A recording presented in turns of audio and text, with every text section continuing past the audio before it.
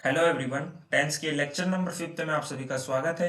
पिछले हमने 4 लेक्चर में पढ़ा टेंस का introduction, present indefinite tense, present continuous tense, present perfect tense, present perfect continuous tense and use of since and for in present tense. अब हमें पढ़ना है पास्ट टेंस के बारे में। ऐसी जैसे ही हमने प्रेजेंट टेंस पढ़ा, सेम इसी तरह से हम past indefinite tense, past continuous tense, past perfect tense and past perfect continuous tense पढ़ेंगे। उसके बाद इसका सिंस और फॉर का यूज पढ़ेंगे पास्ट टेंस में। तो चलिए आज का लेक्चर करते हैं स्टार्ट।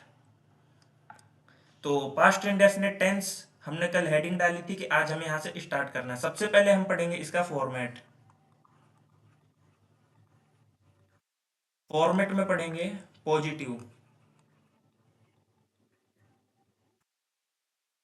पॉजिटिव में सब्जेक्ट प्लस वर्ब की सेकेंड फॉर्म प्लस में ऑब्जेक्ट। हमने पीछे पढ़ा था ना नोट पॉइंट डाल के कि भाई वर्ब की फर्स्ट फॉर्म का यूज होता है प्रेजेंट टेंस में, वर्ब की सेकंड फॉर्म का यूज होता है पास्ट टेंस में। ठीक है, तो यहां डालेंगे फिर नेगेटिव।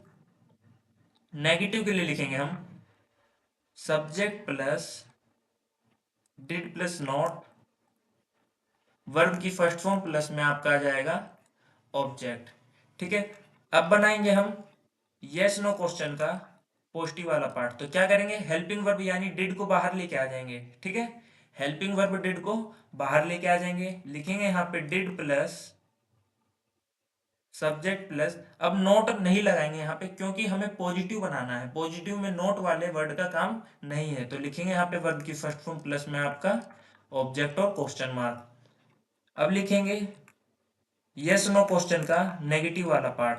तो लिखेंगे यहाँ पे did plus subject plus, not बनाना है, नेगेटिव वाला बनाना है तो मेन वर्ब से पहले लगा देंगे नोट प्लस वर्ब की फर्स्ट फॉर्म प्लस में आ जाएगा ऑब्जेक्ट। ठीक है, अब लिखेंगे यहाँ पे डब्ल्यू एच वर्ड का पॉजिटिव वाला पार्ट। तो क्या करेंगे, शुरू में लगा देंगे कोई सा भी डब्ल्यू एच वर्ड। ठीक है, और उसके बाद ये यस नो वाला पॉजिटिव है ना, ये सेम लिख देंगे did plus subject plus verb की फर्स्ट फॉर्म प्लस में ऑब्जेक्ट। अब डब्ल्यू एच वर्ड का नेगेटिव पार्ट बनाएंगे। तो नेगेटिव पार्ट बनाने के लिए क्या करेंगे, लिखेंगे W H word plus did plus subject. कब लगाते हैं नोट, मेन वर्ब से पहले। तो लगा देंगे नोट प्लस वर्ब की फर्स्ट फॉर्म प्लस में ऑब्जेक्ट और आ जाएगा आपका क्वेश्चन मार्क। ठीक है, यहाँ आ जाएगा क्वेश्चन मार्क। डाउट यहाँ पर ये आएगा कि वर्ब की सेकंड फॉर्म का तो हम यूज करते हैं भाई पास्ट टेंस में और वर्ब की फर्स्ट फॉर्म का यूज करते हैं प्रेजेंट टेंस में, मगर आप देखेंगे पास्ट टेंस के फॉर्मेट में भी हमने वर्ब की फर्स्ट फॉर्म का यूज करा है। आपका डाउट ये आ सकता है कि अगर वर्ब की फर्स्ट फॉर्म प्रेजेंट टेंस में भी आएगी और पास्ट टेंस में भी आएगी तो हम एक सेंटेंस को कैसे देख के बताएंगे कि वो प्रेजेंट का फॉर्मेट है या पास्ट का फॉर्मेट है। ठीक है, वर्ब की फर्स्ट फॉर्म का यूज हमने करा कि भाई प्रेजेंट टेंस में, वर्ब की फर्स्ट फॉर्म का यूज कर रहे हैं हम पास्ट टेंस में। अगर हमारे पास एक सेंटेंस आ जाता है जिसमें वर्ब की फर्स्ट फॉर्म का यूज हो रहा है तो हम उसे कैसे आइडेंटिफाई करेंगे कि वो प्रेजेंट का सेंटेंस है या फिर पास्ट का सेंटेंस है। ठीक है, तो ये डाउट के लिए यहाँ डालेंगे एक नोट पॉइंट। ठीक है, यहाँ डालेंगे एक नोट पॉइंट। नोट पॉइंट थोड़ा बड़ा हो सकता है, इसको नेक्स्ट स्लाइड में ले लेते हैं। ठीक है, नेक्स्ट स्लाइड में डालते हैं नोट पॉइंट। नोट पॉइंट में आपका आ जाएगा जब आपके सेंटेंस में मेन वर्ब हो तो टेंस बताने का काम करेगा आपका मेन वर्ब कि वो प्रेजेंट का है या पास्ट का है। जब आपके सेंटेंस में हेल्पिंग वर्ब प्लस में मेन वर्ब हो तो टेंस बताने का काम आपका हेल्पिंग वर्ब करेगा। अगर हमारे सेंटेंस में हेल्पिंग वर्ब प्लस में दूसरा हेल्पिंग वर्ब प्लस में मेन वर्ब आ जाता है, ये हमने देखा था ना, हमने किस में देखा था, ये प्रेजेंट परफेक्ट कॉन्टिन्यूअस टेंस में देखा था, है ना। हैज बीन वर्किंग में आपका दो हेल्पिंग वर्ब है, हैज और बीन, और वर्किंग आपका क्या है, मेन वर्ब। तो उस केस में टेंस बताने का काम करेगा हमारा हेल्पिंग वर्ब। मगर कौन सा हेल्पिंग वर्ब, तो याद रखना हेल्पिंग वर्ब हमारा पहला वाला, हेल्पिंग वर्ब हमारा पहला वाला, ये वाला हेल्पिंग वर्ब आपको बताएगा कि आपका टेंस कौन सा है। ठीक है, इसको एग्जाम्पल से समझते हैं। They play hockey, they played hockey. ठीक है, यहां पे आप देखना, दे प्लेड हॉकी, ठीक है, sorry, they play hockey, way hockey खेलते हैं। ठीक है, यहाँ पे प्ले क्या है, वर्ब की फर्स्ट फॉर्म है। और आप यहाँ पे देखेंगे इस पूरे सेंटेंस में आपके पास एक वर्ब है। जब एक वर्ब होता है तो वो कौन सा वर्ब होता है, मेन वर्ब होता है। और मेन वर्ब क्या बताता है, टेंस बताता है। मेन वर्ब क्या बताता है, जब अकेला होता है तो टेंस बताता है। यहाँ पे आप देखना, मेन वर्ब क्या बताएगा, टेंस बताएगा। और कौन सा टेंस है, वर्ब की फर्स्ट फॉर्म कौन सा टेंस बताती है, प्रेजेंट टेंस को शो करता है। ठीक है, ऐसे यहाँ पे देखना, दे प्लेड क्रिकेट, वो दे प्लेड हॉकी, उन्होंने हॉकी खेला। ठीक है, उन्होंने हॉकी खेला। यहाँ पे प्लेड क्या है, वर्ब की सेकंड फॉर्म है। सबसे पहले देखेंगे इस पूरे सेंटेंस में कितने वर्ब है, तो वर्ब हमारा एक है। जब एक वर्ब होता है तो वो क्या होता है, मेन वर्ब। ठीक है, और जब हमारे सेंटेंस में मेन वर्ब अकेला हो, जब हमारे सेंटेंस में मेन वर्ब अकेला हो, तो टेंस बताने का काम हमारा मेन वर्ब करता है। यहाँ पे देखना, वर्ब की सेकंड फॉर्म है। मेन वर्ब क्या है, वर्ब की सेकंड फॉर्म। और हमने क्या पढ़ा है, वर्ब की सेकंड फॉर्म को कौन बताता है, हमारा वर्ब की सेकंड फॉर्म हमें क्या बताती है, पास्ट टेंस के बारे में बताती है। ठीक है, और देखते हैं एग्जाम्पल। तीसरा, they are playing hockey, they are playing hockey. उसके बाद लिख लेते हैं, दे वर प्लेइंग हॉकी। ठीक है, अब यहाँ पे आप देखना, यहाँ पे देखना, दे आर प्लेइंग हॉकी, वो हॉकी खेल रहे हैं। यहाँ पे आपका क्या आ गया, दो वर्ब आ गया, पहला आर, दूसरा आ गया आपका प्लेइंग। जब हमारे सेंटेंस में दो वर्ब आ जाते हैं तो पहला वाला हो जाता है आपका हेल्पिंग वर्ब और बाद वाला हो जाता है हमारा मेन वर्ब। हमने क्या पढ़ा है, जब हेल्पिंग वर्ब और मेन वर्ब आता है तो दोनों में से हमारा टेंस बताने का काम कौन करता है, हेल्पिंग वर्ब करता है। ठीक है, और हेल्पिंग वर्ब क्या है, आर। आर किसको शो करता है, is am are, present tense को शो करता है। ठीक है, इज एम आर किसको शो करता है, प्रेजेंट टेंस को शो करता है। ऐसे दे वर प्लेइंग होगी, यहाँ पे आपने देखा वर आपका एक वर्ब हो गया, प्लेइंग आपका दूसरा वर्ब हो गया। जब दो वर्ब आते सेंटेंस में तो पहला वाला हेल्पिंग वर्ब, बाद वाला मेन वर्ब। ठीक है, पहला वाला हेल्पिंग वर्ब और बाद वाला मेन वर्ब। जब हमारे सेंटेंस में हेल्पिंग वर्ब और मेन वर्ब, हेल्पिंग वर्ब और मेन वर्ब दोनों आते तो टेंस बताने का काम हमारा हेल्पिंग वर्ब करता है। हेल्पिंग वर्ब आपका कैसा है, पास्ट का है। वाज वर्ब किसको शो करते हैं, पास्ट को। तो ये किसका सेंटेंस हो जाएगा, पास्ट टेंस का सेंटेंस हो जाएगा। ठीक है, एक पांचवा एग्जांपल और ले लेते हैं यहाँ पे, जिससे हमारा ये तीसरा वाला है ना, हेल्पिंग वर्ब वाला हो जाएगा। They have been playing hockey, they have been playing hockey since morning, वो सवेरे से क्या कर रहे हैं, हॉकी खेल रहे हैं। यहाँ पे आप देखेंगे, हैव आपका एक वर्ब, बीन आपका एक वर्ब, प्लेइंग आपका तीसरा वर्ब। हमारे सेंटेंस में तीन वर्ब आ गए। सबसे लास्ट वाला हो गया हमारा मेन वर्ब, उसके पहले के हो गए हमारे हेल्पिंग वर्ब। हमने क्या पढ़ा, जब हमारे सेंटेंस में हेल्पिंग वर्ब और मेन वर्ब आते हैं, हेल्पिंग वर्ब और मेन वर्ब आते हैं तो टेंस बताने का काम कौन करता है, हेल्पिंग वर्ब करता है। अब इसमें दो हेल्पिंग वर्ब आ रहे हैं तो कौन सा बताएगा, आपका फर्स्ट वाला बताएगा। फर्स्ट वाला बताएगा कि आपका टेंस कौन सा है। यहाँ पे आपका हैव है, हैव किस में यूज होता है, प्रेजेंट में। ठीक है, हैव किस में यूज होता है, प्रेजेंट में। तो ये कौन सा टेंस हो जाएगा आपका, प्रेजेंट का हो जाएगा। थोड़ा सा जगह बना के ना एक और एग्जांपल लिखते हैं और क्लियरिटी के लिए।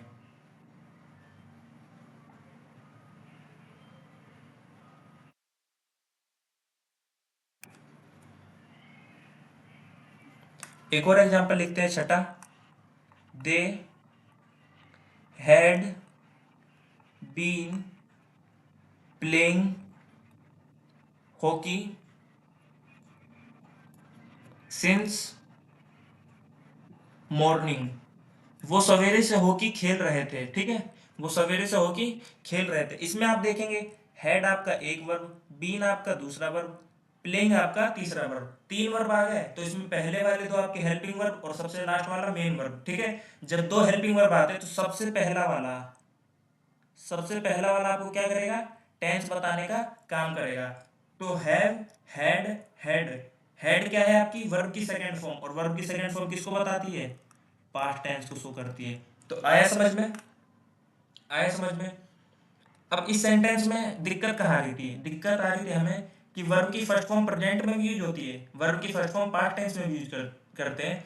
मगर ध्यान रखना, यहाँ पे आपका हेल्पिंग वर्ब आ रहा है, और जब हेल्पिंग वर्ब आता है तो टेंस आपका डिड बताएगा, ना कि आपका वर्ब की फर्स्ट फॉर्म बताएगा, ठीक है, ना कि आपका मेन वर्ब बताएगा। टेंस आपका हेल्पिंग वर्ब बताएगा, ना कि हमारा मेन वर्ब बताएगा। इसमें पहले वाले में क्या था, हमारे पास हेल्पिंग वर्ब नहीं थी, और जब हेल्पिंग वर्ब नहीं है तो मेन वर्ब आपका क्या बताएगा, टेंस बताएगा। इसलिए ये क्या है, वर्ब की सेकंड फॉर्म। अब आया समझ में। वर्ब की फर्स्ट फॉर्म का मतलब ये नहीं है कि ये प्रेजेंट का है पास्ट का है। हम देखेंगे अगर उसमें हेल्पिंग वर्ब है तो हेल्पिंग वर्ब हमें बताएगा कि वो सेंटेंस प्रेजेंट का है या पास्ट का है। आई थिंक अब आपका डाउट अच्छे से क्लियर हो गया होगा, ठीक है। आगे बढ़ते हैं। अब हम क्या करते हैं, इसके एग्जाम्पल लिखते हैं। एग्जाम्पल लिखने से पहले हमारा एक डाउट और आ सकता है, इसको मिटाते हैं क्योंकि डाउट हमारा क्लियर हो चुका है। डाउट क्लियर करने के बाद हम बढ़ते हैं। पीछे हमने क्या करा था, पीछे हमने पहला वाला सेंटेंस बनाया और उसका नेगेटिव बनाने के लिए प्लस में नोट लगा दे रहे थे, ऐसे ही कर रहे थे ना, हाँ या ना, ठीक है। पीछे हमने क्या पढ़ा था, पहला सेंटेंस बनाया और उसमें नोट लगा के क्या बना दिया, नेगेटिव वाला बना दिया। मगर आप यहाँ पे देखेंगे, आप यहाँ पे देखेंगे वर्ब की सेकंड फॉर्म है, यहाँ पे वर्ब की फर्स्ट फॉर्म हो गया, ये डिड एक्स्ट्रा आ गया। नोट तो चलो नेगेटिव बनाने के लिए आना चाहिए, ये डिड कहाँ से आ रहा है एक्स्ट्रा, ठीक है। हमें तो क्या करना चाहिए था, अगर हम जिस फॉर्मेट से हम पढ़ रहे हैं तो उसमें क्या होना था, देखो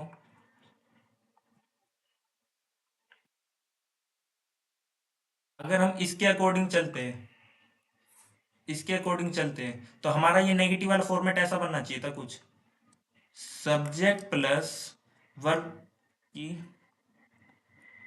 subject plus note plus verb की सेकंड फॉर्म प्लस में आपका ऑब्जेक्ट। हमारा ये नेगेटिव वाला ऐसा बनना चाहिए था, मगर ये ऐसा ना बन के ये डिड नोट प्लस वर्ब की फर्स्ट फॉर्म बना। इसके पीछे का रीजन क्या है, हमने फॉर्मेट क्यों तोड़ा, तो फॉर्मेट क्यों तोड़ा उसको समझते हैं, आइए। फॉर्मेट तोड़ने के पीछे का रीजन, तो यहां देखना, जैसे हमने पढ़ा था I study and I do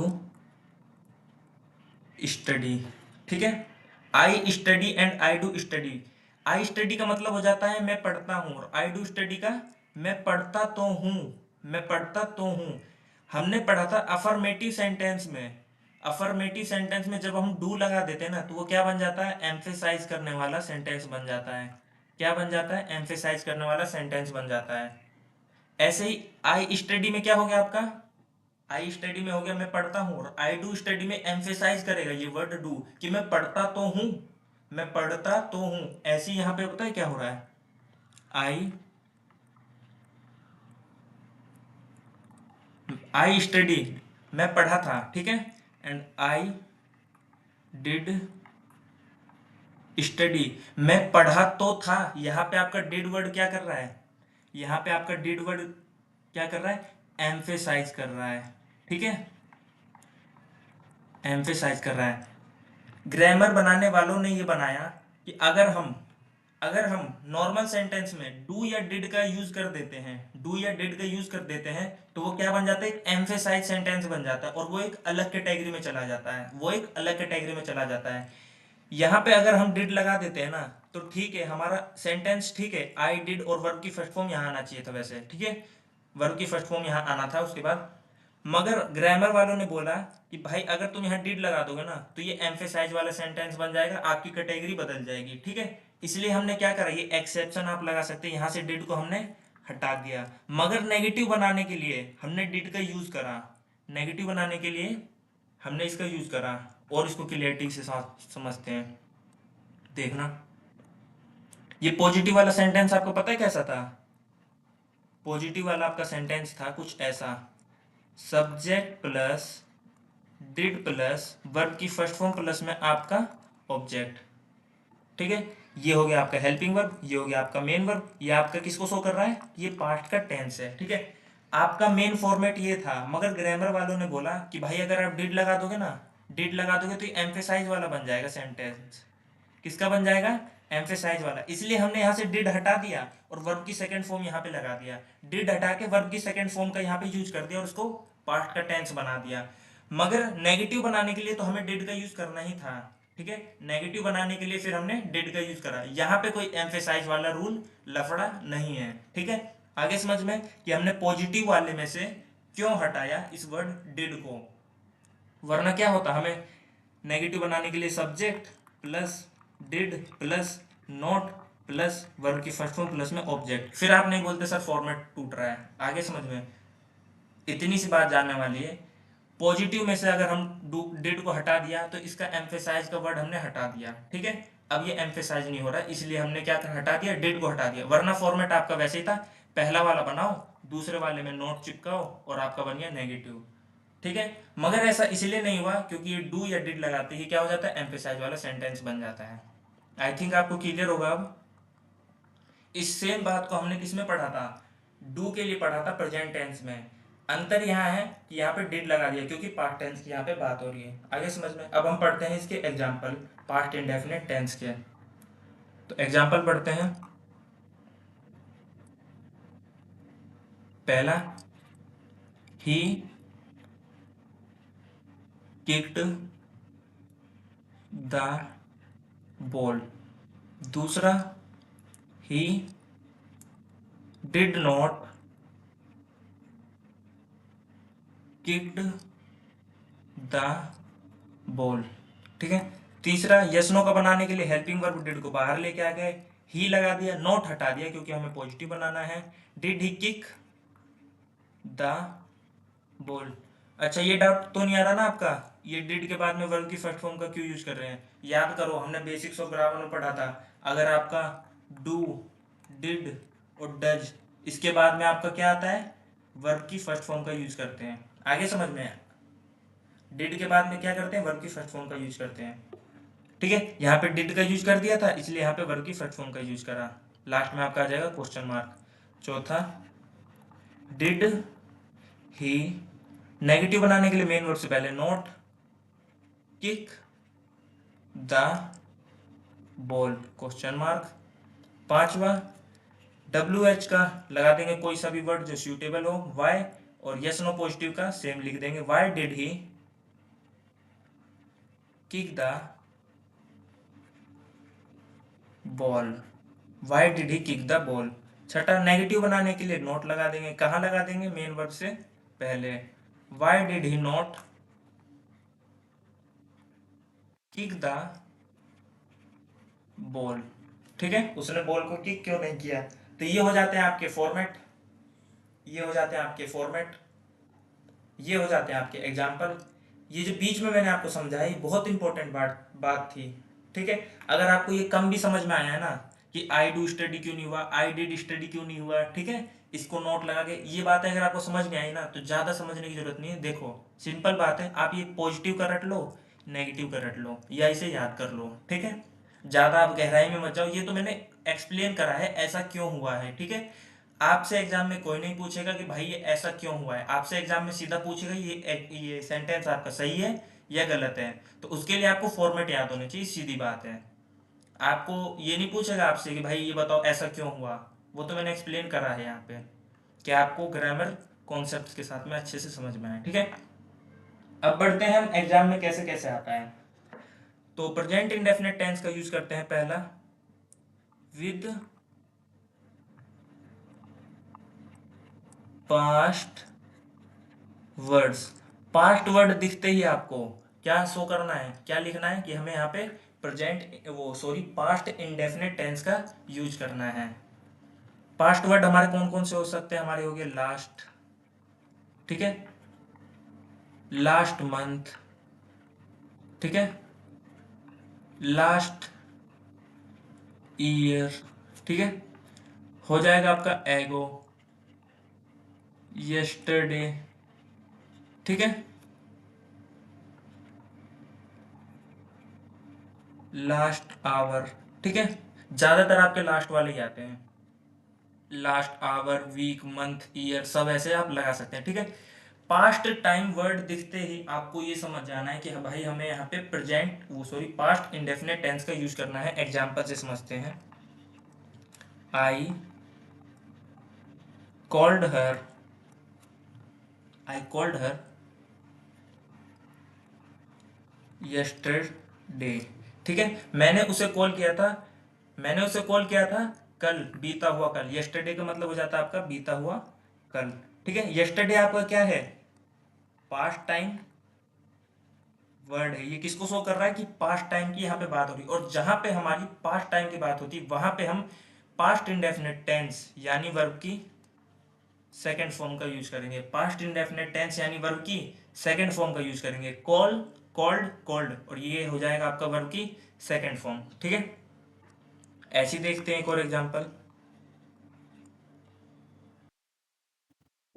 we have went, we have went, या फिर यहाँ पे आएगा वेंट देयर लास्ट ईयर, पिछली साल, पिछली साल हम वहां पे गए थे। यहाँ पे क्या आ रहा है, आपका वर्ड हिंट दे रहा है, यहाँ पे वर्ड आपका हिंट दे रहा है लास्ट ईयर, ये क्या है, पास्ट टाइम वर्ड, यानी हमें पास्ट इंडेफिनिट टेंस का यूज करना है। पास्ट इंडेफिनिट टेंस का यूज का मतलब होता है वर्ब की सेकंड फॉर्म। गो, वेंट, गॉन, ये क्या है आपकी वर्ब की सेकंड फॉर्म, ये हो जाएगा आपका करेक्ट और ये हो जाएगा आपका गलत। वैसे भी हैव के बाद में हम वर्ब की सेकंड फॉर्म का नहीं, वर्ब की थर्ड फॉर्म गॉन का यूज करते हैं, ठीक है। ये भी आपका एक एरर हो जाएगा। आपका करेक्ट सेंटेंस हो जाएगा आपका we went there last year, क्योंकि हमने देखा यहाँ पे एक पास्ट टाइम वर्ड आया और पास्ट टाइम वर्ड के साथ में हम वर्ब की सेकंड फॉर्म यानी पास्ट इंडेफिनिट टेंस का यूज करते हैं, ठीक है। पास्ट इंडेफिनिट टेंस का पहला कॉन्सेप्ट कंप्लीट करने के बाद दूसरा देखते हैं। पास्ट इंडेफिनिट टेंस आपका क्या करता है, वन टाइम टॉक करता है, वन टाइम टॉक करता है, एक बार की बात करता है। कैसे, एग्जाम्पल, आई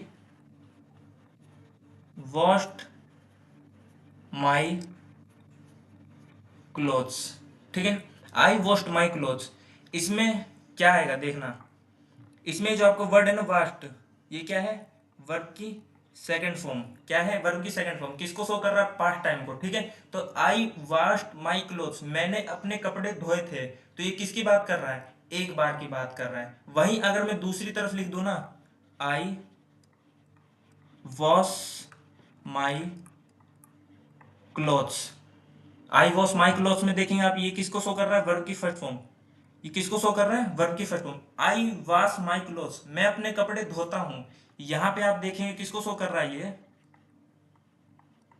ये रेगुलरिटी को शो कर रहा है कि ये काम क्या होता है, रेगुलर शो करता है। और हमने पढ़ा था इसमें यूज टू का यूज हम नहीं करेंगे, क्योंकि ये पहले से ही आपका क्या है, रेगुलरिटी को शो कर रहा है ये आपका सेंटेंस, इसमें यूज टू यूज नहीं करेंगे।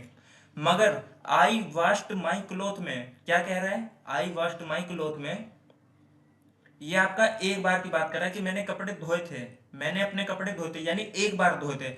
अगर मुझे इसको कंटिन्यू बनाना है ना, अगर मुझे हैबिट को शो करना है, तो मुझे इसमें यूज करने का वर्ड यूज करना पड़ेगा यूज टू का।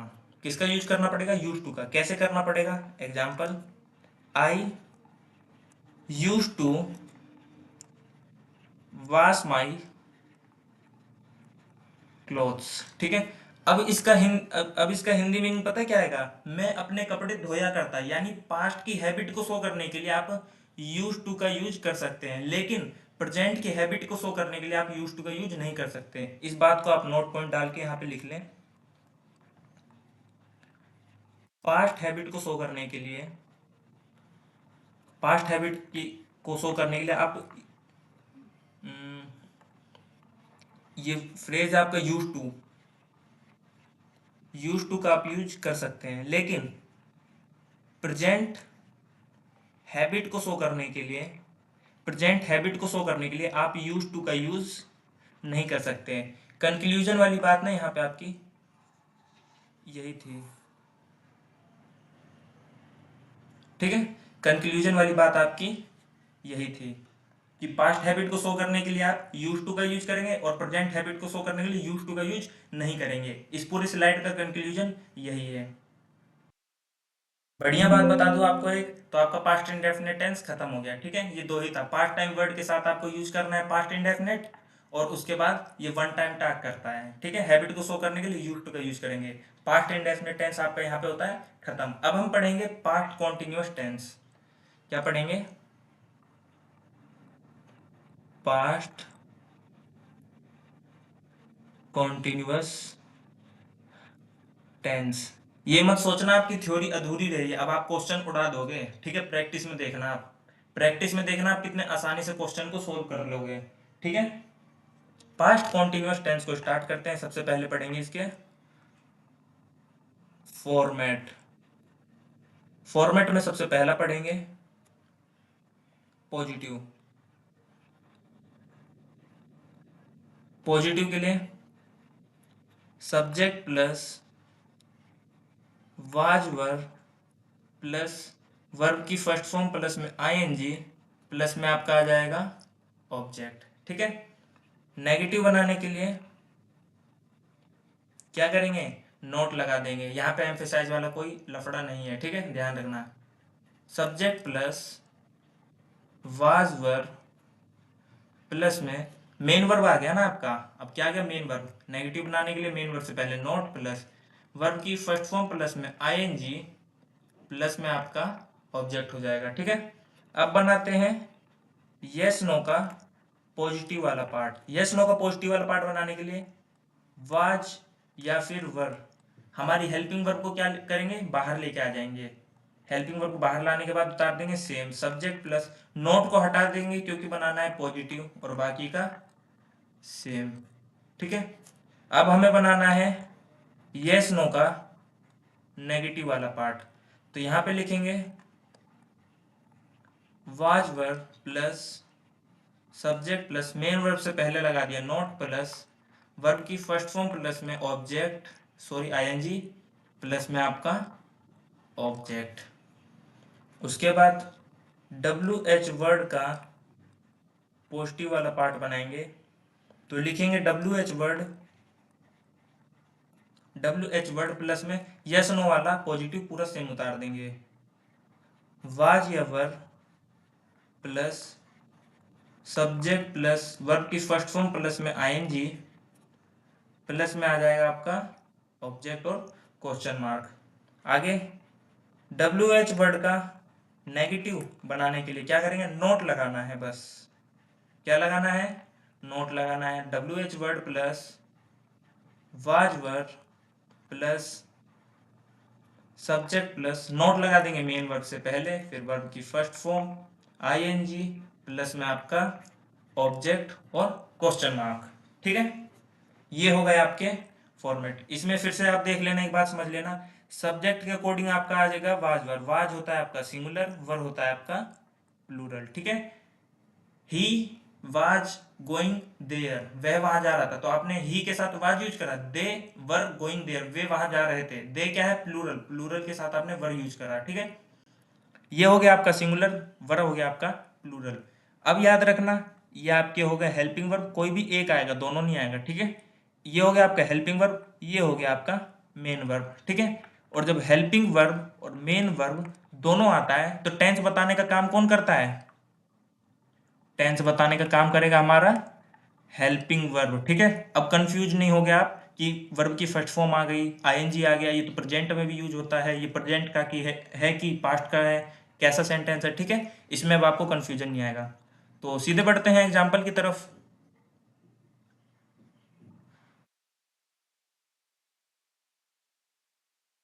एग्जाम्पल में लिखेंगे ही वॉज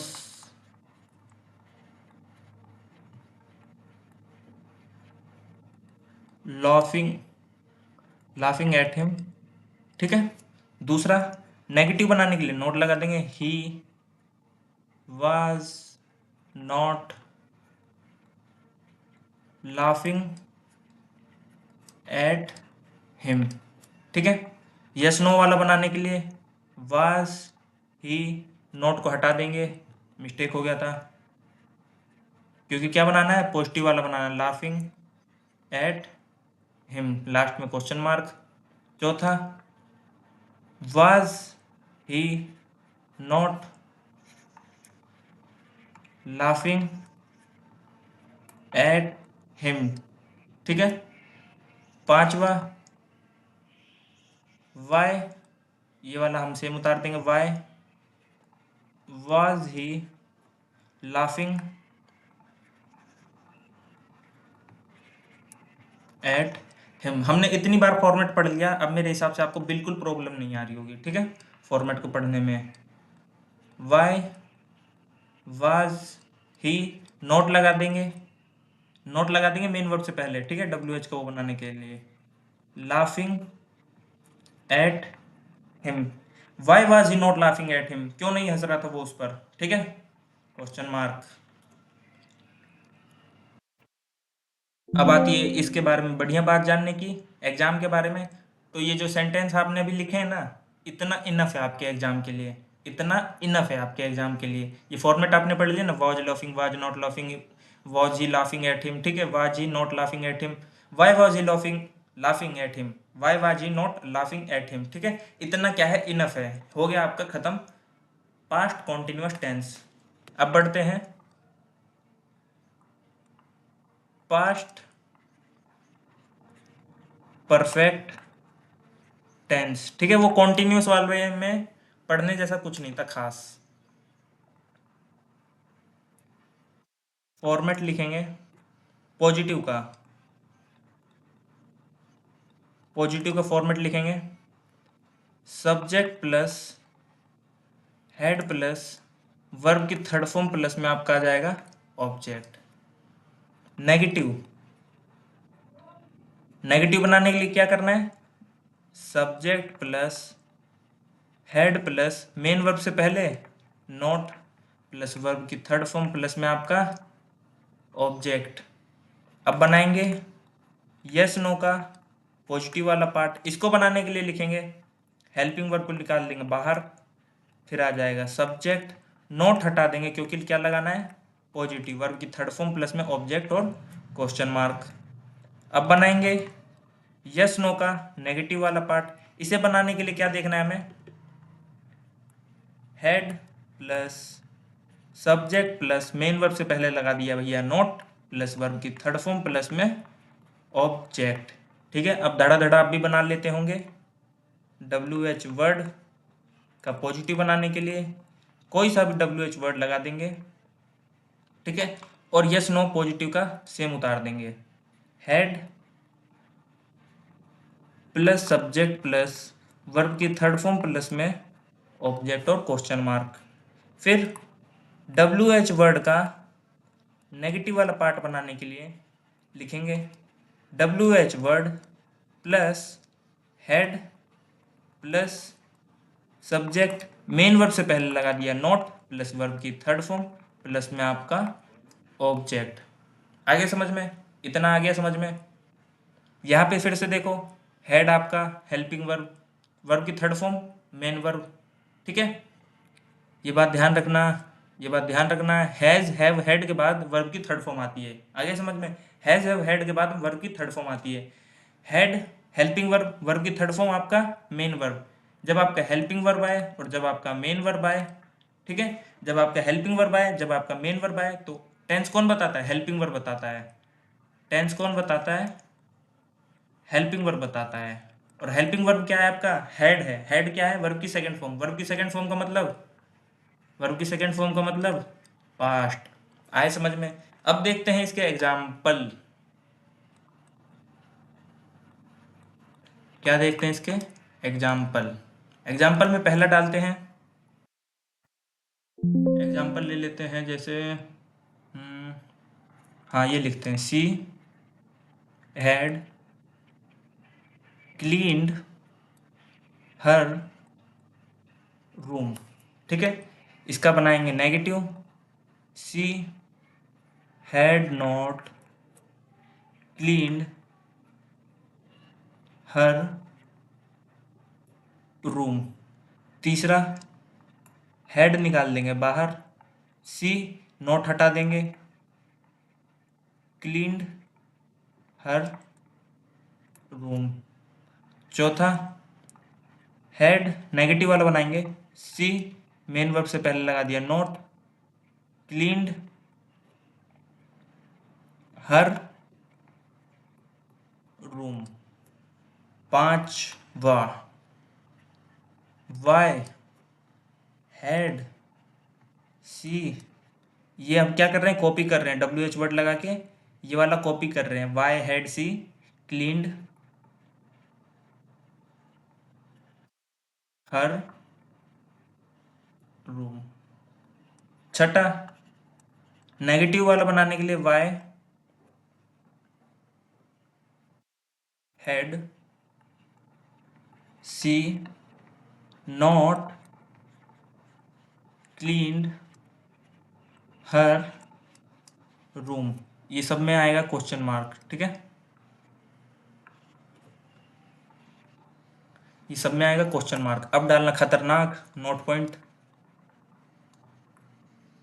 नोट पॉइंट डालना। ये तो आपको समझ में आ गया हो ना, हेड आया, क्लीन्ड आया, वर्ब की थर्ड फॉर्म। ठीक है, सब्जेक्ट आपका सी है, हेड आएगा, सब्जेक्ट आपका सिंगुलर हो चाहे प्लूरल हो, ठीक है, आएगा उसके साथ हेड ही। यहाँ पे दे भी होता, ठीक है, दे होता या कोई दूसरा प्लूरल सब्जेक्ट होता तो भी आपका हेड आता। इसमें कोई वो नहीं है डिफरेंस। अगर डिफरेंस होता तो मैं आपको यहाँ पे लिखवा चुका होता, हेड के साथ और भी कुछ आता, हेड की जगह और भी कुछ आ सकता अगर ये सिंगुलर प्लूरल का कोई लफड़ा होता, मगर यहाँ पे ऐसा कुछ नहीं है। ठीक है, नोट पॉइंट में क्या डालना है आपको, these all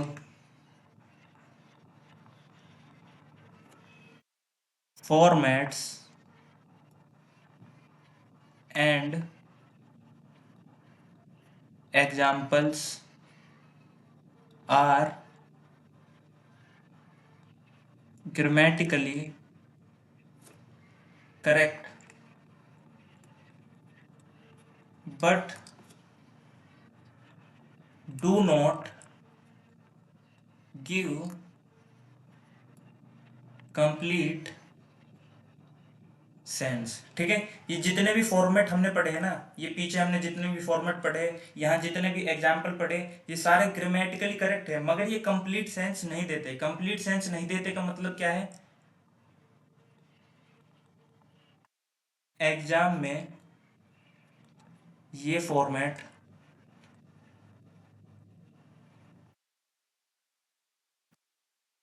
गलत है। एग्जाम में सारे फॉर्मेट क्या है, गलत है, इनको यूज नहीं करना है। तो सर पढ़ाया क्यों जब यूज नहीं करना था, तो क्यों पढ़ाया, और ये कंप्लीट सेंस कैसे देगा, ये जानेंगे हम कल की क्लास में। कैसे, सबसे पहले पढ़ेंगे हम कि ये पास्ट परफेक्ट टेंस का मीनिंग क्या होता है। पास्ट परफेक्ट टेंस का मीनिंग क्या होता है, मीनिंग अगर हम समझ गए तो हमें ये समझ आ जाएगा कि हमने ये क्यों लिखा, ये फॉर्मेट आपके सारे क्या हैं, गलत हैं, एग्जाम में क्यों नहीं यूज करना। पास्ट परफेक्ट टेंस का हम सबसे पहले क्या समझेंगे, मीनिंग समझेंगे, उसके बाद हम क्लास कल की स्टार्ट करेंगे। तो आज के लिए इतना बहुत है। उम्मीद करता हूँ आपको अच्छे से समझ में आया होगा, अच्छे से आपके सारे कॉन्सेप्ट्स क्लियर हुए होंगे। अगर आपको अच्छे से समझ में आया, कॉन्सेप्ट सारे अच्छे से क्लियर हुए, तो एक कमेंट करके जरूर जाएं। धन्यवाद।